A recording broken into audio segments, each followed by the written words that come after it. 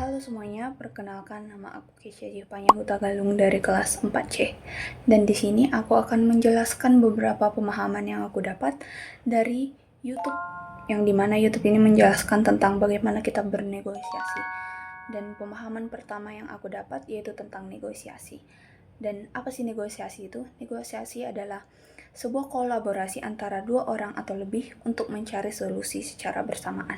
Dan apa sih empati itu? Empati merupakan sebuah cara untuk bernegosiasi, di mana empati itu sendiri untuk mengetahui apa yang kita rasakan, perspektif maupun sudut pandang ataupun perasaan dari lawan bicara kita.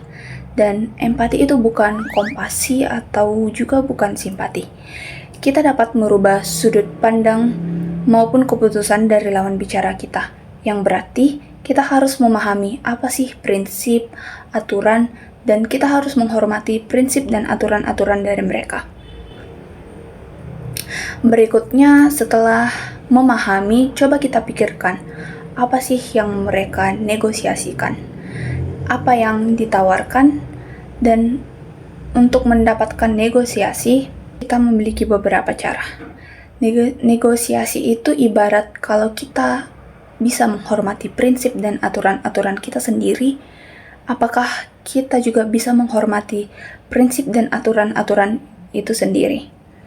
Nah, di sini aku juga dapat beberapa pemahaman tentang hal-hal yang bisa kita lakukan dalam bernegosiasi.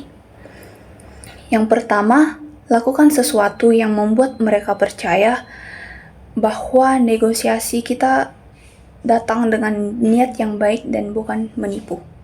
Dimana cara kedua yaitu menghormati mereka agar mereka lebih terbuka kepada kita. Dan yang ketiga, paham akan tujuan mereka, motivasi, keinginan, dan apa sih yang menjadi ketakutan dari lawan bicara kita. Kita harus menunjukkan bahwa kita dapat mengerti mereka. Dan berikutnya ada tentang pengumpulan informasi, di mana yang pertama ada teknik mirroring. Ada beberapa hal yang tidak bisa kita lakukan, yaitu mengulangi 1-3 kata dari lawan bicara kita, dan di sana dia akan merasa didengar dengan tulus. Dan mirroring ini berfungsi untuk membangun hubungan kepada lawan bicara kita. Dan membangun hubungan tersebut adalah kunci utama keberhasilan dari manipulasi kita. Karena negosiasi itu seperti sedang memanipulasi orang.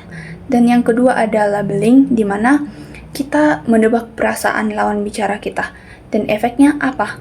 Dia akan merasa dipahami, dia akan merasa didengar, dan kita akan lebih gampang mengajak dia bekerja sama. Dan quality is our priority. Nah, negosiasi tersebut merupakan ilusi kontrol, yang dimana orang merasa dia yang pegang kendali padahal kita yang arahin. Caranya dapat kita lakukan dengan bertanya yang ada unsur apa dan bagaimana.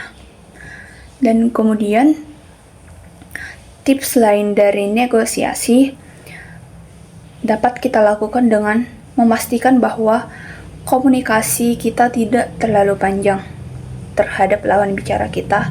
Yang kedua, kita pastikan bahwa komunikasi berakhir dengan kesan yang positif. Dan yang ketiga, kita harus memperhatikan bahasa tubuh dan pola bicara lawan kita. Pola bicara dari lawan bicara kita. Nah, hal-hal yang harus dimiliki ketika bernegosiasi adalah membaca situasi, yaitu dengan melihat bahwa hal-hal dan sudut pandang diri sendiri saja. Berikutnya kita akan membahas tentang Mike Ackerman, di mana dia mempunyai teknik yang disebut dengan teknik Ackerman. Nah, apa sih tujuan dari teknik Ackerman ini? Tujuannya itu bikin lawan negosiasi kita merasa menang, padahal kita tetap dapat harga atau hasil yang kita mau. di mana teknik ini buat nawar harga secara bertahap dan membuat harga tersebut terasa manusiawi terhadap lawan bicara kita.